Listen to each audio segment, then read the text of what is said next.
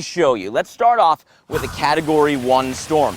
And the damage here, not too bad. A couple of shingles fall off, you can have some palm fronds bending in the wind, but everything basically remains intact. Category 2, that's where you really start to feel it. Look at the windows of the house. They can be hit from debris from the outside and already start breaking in a Category 2. Your trees are significantly bent over in the wind, and the siding of the house itself can break, flapping there in the wind, adding to those eerie noises inside.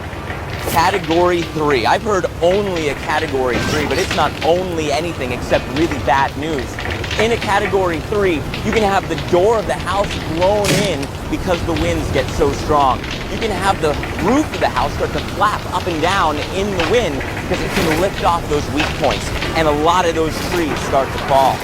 Category 4, the damage is even worse. You get most trees falling, most of your windows breaking, most of your shingles fly away, and then Cat 5 is as high as the category scale goes.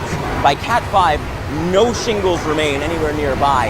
The holes in the roof get so big that the walls of the house start to fall because they're not attached to anything anymore. There won't be any trees up in the neighborhood.